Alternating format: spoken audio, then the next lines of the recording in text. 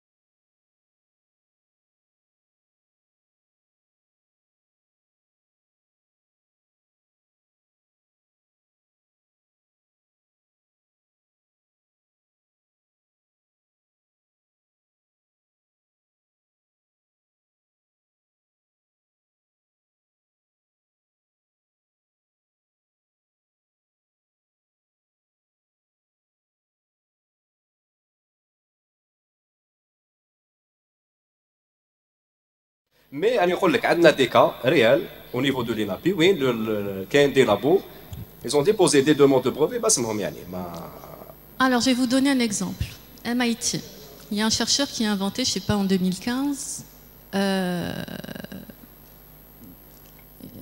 il est enseignant-chercheur au niveau de MIT, les États-Unis. Il a inventé, je ne sais pas si vous avez vu une vidéo, la bouteille de ketchup avec un film à l'intérieur qui permet de ne laisser aucune goutte de ketchup. Tout, et ça vaut pour le shampoing, pour la crème et tout. Donc c'est un film à l'intérieur de la bouteille et qui laisse couler zéro goutte, c'est-à-dire quand tu connais. Donc il a déposé le brevet au nom du MIT. Il a trouvé qu'en fait c'est très porteur. Il a voulu créer sa start-up. Il a racheté le brevet à MIT, donc cette université, il a démissionné et il a créé sa start-up. Donc voilà.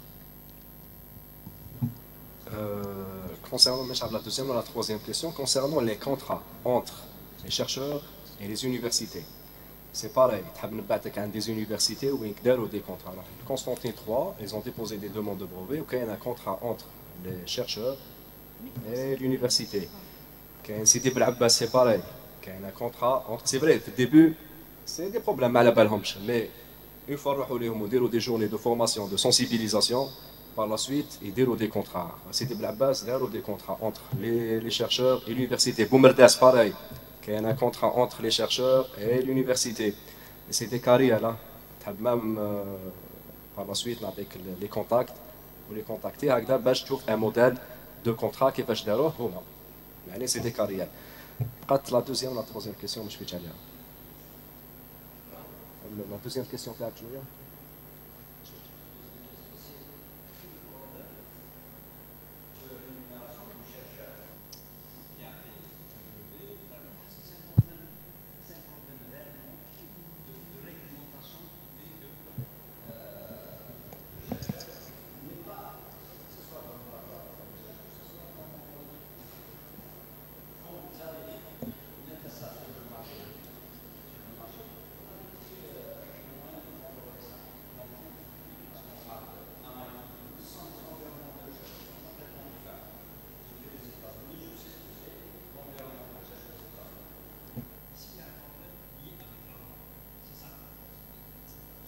Je avec un autre cas.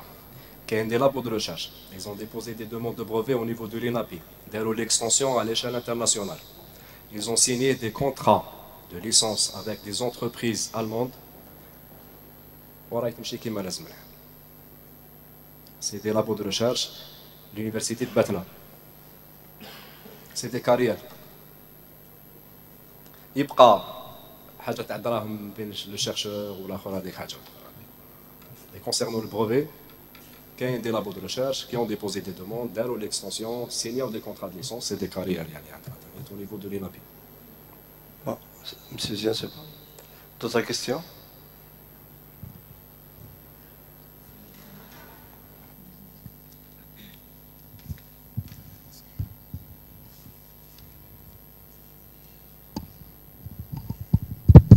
Alors, bonjour tout le monde. Alors ma question s'adresse à M. Delibert.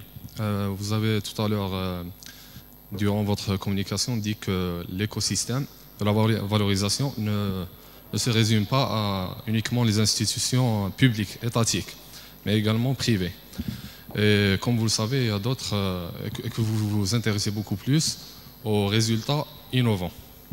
Et comme vous le savez, il y a des inventions qui émanent de gens qui sont autonomes et qui ne sont pas affiliés à des institutions publiques ou privées. Est-ce qu'il y a possibilité, est-ce qu'il serait possible d'élargir encore plus cet écosystème à ce type d'inventeur? Et merci. Merci de votre question. Je l'ai dit tout à l'heure, peut-être que j'étais un peu rapide, mais j'ai dit que c'est une agence nationale. J'ai dit université, nous sommes une passerelle, université, entreprise. Lorsque j'ai dit université, j'ai précisé, j'ai dit il n'y a pas seulement les chercheurs, universités, centres de recherche, labos, instituts, écoles. Il y a même les indépendants, ce que nous appelons les indépendants. Ce sont des personnes qui font de la R&D chez eux. Par exemple, si on prend, il y a beaucoup de grands inventeurs à l'échelle mondiale. Les khedmou في الgarage ou khedmou في الكوزينة, donc ils ont travaillé, ils ont développé, ils ont eu un résultat de recherche. À l'envedette, je vais peut-être vous étonner pour des raisons un peu, bon, je dirais pas bureaucratiques, mais réglementaires. Nous avons beaucoup plus, pas beaucoup plus, les indépendants, des fois, c'est plus facile de les accompagner qu'un chercheur qui est issu d'un laboratoire ou d'une université. Donc, à titre d'exemple, sur les 10 startups, les 13 que j'ai mentionnés, la plupart, c'est des... Bon, c'est vrai qu'ils ont fait des études supérieures, mais ils ont développé leur idée et leur projet, et ils ont eu le résultat en indépendant. Donc, les deux, nous élargissons au maximum. Seulement, la sélection, elle se fait de plus en plus rigoureuse, de plus en plus. Parce que pour aboutir à un projet qui sera mis sur le marché, il y a beaucoup de critères qu'il faut respecter, qu'il faut connaître au préalable.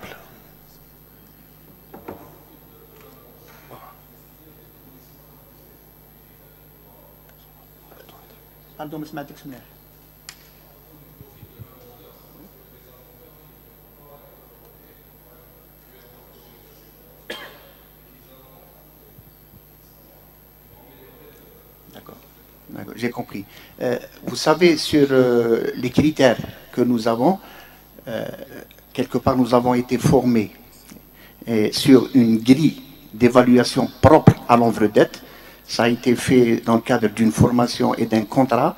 C'était une grille que nous avons payée, que nous utilisons. Dans cette grille, vous avez 6 aspects. Parmi ces 6, il y a l'aspect humain. Donc l'aspect humain, il y a tout dedans. Il y a son cursus, il y a son engouement, il y a son engagement vis-à-vis de lui et de ses proches, l'équipe. Donc tout ça, ça concerne l'humain. Donc c'est important, c'est un critère très important. Vous avez des fois une très bonne idée, elle est très mal portée. Et des fois l'inverse. Vous avez un bon porteur projet avec une idée qui n'aboutit pas. Donc nous, il y a beaucoup de critères. Parmi ces critères, il y a l'aspect humain. Bon. Une dernière question, M. Mjeldi. C'est juste pour une information, c'est que 99% des demandes de brevets déposées par les Algériens, c'est des particuliers. C'est des particuliers. 1%, 2%, les universités ou les centres de recherche. C'est des particuliers. Ça va, M. Mjeldi, sa question. Merci, M. le Président. J'ai une petite question, une remarque à M. Delibey relativement au rôle de l'Envedette. Vous avez dit au tout début de la présentation que l'Envedette supporte les idées. Et puis à un certain moment, vous avez dit que les projets de niveau TRL 1 ne sont pas considérés, ne sont pas subventionnables par le... Or, les idées se situent généralement au niveau 1. Donc je trouve ça comme une petite ambiguïté. Et une deuxième question, s'il vous plaît, c'est relativement à la soumission des projets. Est-ce que cette soumission peut se faire en ligne? Et merci. Shukran Oustad. Bon, je récapitule. Vous savez, on a fait une présentation très rapidement, mais on oublie des choses. Lorsqu'on parle on soutient les idées innovantes. J'ai dit on soutient, on n'accompagne pas. Parce que on soutient, c'est qu'on encourage. Vous savez, on reçoit tout genre de porteurs de projets. Tout genre. Les universitaires, les professeurs, des industriels, des privés, et même, excusez-moi du terme, des gens malades. Malades, disent pour qu'on ait une idée, avec tous mes respects, tous les chercheurs. Nous, on doit orienter. Ça veut dire qu'il vient avec une idée. On lui dit, bon, c'est une idée, c'est vrai, vous voulez avoir un accompagnement et tout, ce n'est pas à ce stade-là. Donc on l'oriente, on va le soutenir, on va lui dire, il faut que vous le développiez et avoir un résultat qui, pas automatiquement avec un prototype ou même ne serait-ce qu'une maquette, l'essentiel qu'il y ait un résultat. Vous savez, les projets, ça diffère. Une fois qu'il y ait le résultat, là, il rentre dans le processus d'accompagnement. Bien sûr, s'il est accepté par toute la panoplie de critères et de sélection. Voilà, ça c'est pour la première question. La deuxième, vous savez, nous dépendons en majorité par rapport à l'accompagnement du Fonds national de la recherche. Le Fonds national de la recherche est géré par la DGRSDT. La DGRSDT doit faire un suivi à qui elle donne l'argent et comment cet argent, il faut qu'il y ait les résultats. Eux aussi, ils ont leur mot à dire. Donc, je vous donne de l'argent, mais à condition tel et tel projet. Bon, on ne spécifie pas, mais on dit avec tel critère, tel... Donc, la sélection, autrefois, c'était ouverte. On avait en ligne, par voie postale, au porteur, donc tout est accepté. On avait en ligne un formulaire à remplir. Mais, vous savez, avec la sélection et tout, des fois des projets qui n'aboutissent pas et tout. Donc, la DGRSDT a préféré, après bien sûr discussion avec tout l'écosystème, de passer via les challenges. Donc ce sont des concours qu'on organise en collaboration avec la DG ou les centres de recherche au niveau de chaque centre, des universités. Et on fait des challenges de 48 heures ou 72 heures non-stop pour essayer de développer son projet en entreprise, future entreprise. Et à partir de là, avec notre expérience et des critères, nous allons détecter les potentielles idées innovantes, surtout avec l'aspect humain, et de mélanger un peu le tout et de faire ressortir 2 ou 3 projets que nous allons demander à la DGRCT de nous financer pour les accompagner. Donc le processus a changé. Maintenant, il n'y a plus en ligne, c'est à travers ces challenges. En attendant de nouvelles... je veux remercier M. Débé. Bon, juste, je vois Mme Khadji, vous voulez poser une question? Oui. Bonjour tout le monde. Donc pour rester seulement dans la même idée que le professeur Kharbachi avait évoqué tout à l'heure, du moment que vous avancez des statistiques par rapport à votre agence, qui a beaucoup d'indépendants qui sont accompagnés, pourquoi ne pas y réfléchir peut-être à présent à des amendements qui vont libérer l'enseignant-chercheur de son statut en tant que chercheur à l'université et qui fait de la recherche scientifique, et lorsqu'il a une idée d'invention. Donc là, tout à l'heure, M. Zien, dans son intervention, disait qu'en quoi un enseignant-chercheur, s'il passe à une publication scientifique, il n'a plus le droit de breveter, sauf en respectant un délai de rigueur. Donc là, je pense qu'on est tous à l'université, on sait très bien qu'on est un peu soumis à certaines conditions, donc de faire se tenir les doctorants et tout ce qui s'ensuit. Donc la publication, elle s'impose. Et là, il y a un petit problème. Donc si on passe à la publication, on ne peut pas breveter. Et si on passe à un brevet, ça prend du temps pour qu'on puisse publier notre travail et répondre à la recherche scientifique. Donc là, peut-être, il est dans notre rôle aujourd'hui d'insister sur des amendements qui vont faire libérer cet enseignant-chercheur et passer à l'innovation et s'inscrire dans cette optique du développement de notre pays. Donc il y a une autre question qui me vient à l'esprit tout à l'heure, c'est par rapport à nos étudiants qui sont à l'étranger et qui ont quitté lors de leur graduation. Je pense qu'ils ne sont pas affiliés à des laboratoires à l'étranger et qui leur permettent de déposer leur brevet. Donc là, est-ce qu'ils ont une position réelle dans votre agence qui vont les accompagner pour qu'ils puissent breveter ici en Algérie, sachant qu'ils ne sont pas affiliés à une structure de recherche? Parce qu'on a dépassé le temps, oui. Mais je sais le débat est passionnant. Bon, voilà, donc j'ai fini mon intervention. Alors. Mais c'est important comme question. Voilà. Vraiment, j'aimerais bien avoir des réponses par rapport à ça. Merci. C'était un sujet pour M. Zien parce que dernièrement, on a reçu, comme je pense, pour les publications, des nouveaux textes, un brevet peut être comptabilisé comme une publication. Comme je pense, Adam Chader va intervenir sur ce sujet-là. Et on termine avec M. Chader. Sur les questions que Madame a posées, je vais peut-être anticiper et poser à la place du représentant de l'INAPI pour me corriger ce que j'ai bien compris. Donc, pour tout travail scientifique, si on a des résultats publiables, on peut déposer une demande de brevet la veille et mettre en ligne sa publication pour donc à 24 heures de différence avant de mettre votre publication pour l'examen et le reviewing, etc. Vous pouvez déposer la veille une demande de brevet. Et donc, à ce moment-là, vous aurez les deux. Donc, la question du temps qu'il faut pour soutenir et tout, ça ne pose pas de problème. Si vous avez des résultats à faire publier, vous pouvez la veille, avant de déposer votre publication en ligne, donc vous pouvez déposer une demande de brevet. En ce qui concerne l'amendement pour les chercheurs... Même pas 24 heures. Hein. 1 minute après la date de dépôt. Et donc, pour répondre à Madame sur l'amendement et libérer les enseignants-chercheurs pour faire de l'innovation, et ça rejoint aussi l'intervention du premier professeur qui est passé. Donc, tout chercheur affilié à un laboratoire de recherche, c'est d'abord une volonté de cet enseignant d'appartenir ou de faire partie d'un laboratoire pour faire de la recherche.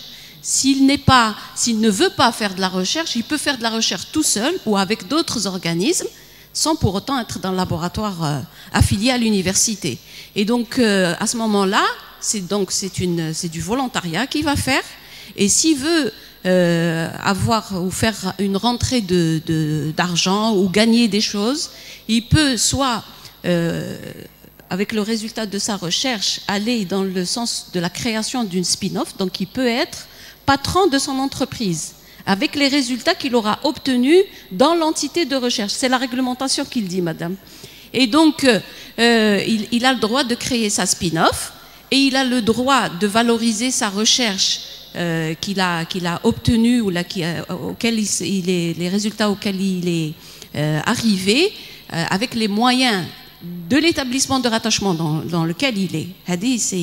Pour le troisième point, par rapport à l'étudiant qui est à l'étranger, celui qui part à l'étranger pour une formation doctorale, il est forcément affilié à un laboratoire parce que toute formation doctorale doit être domiciliée dans un laboratoire de recherche. Maintenant, s'il part à l'étranger dans le cadre de son sujet de doctorat et il quitte, il ne revient pas, mais il finit ses études là-bas, il aura un petit peu désengagé à son...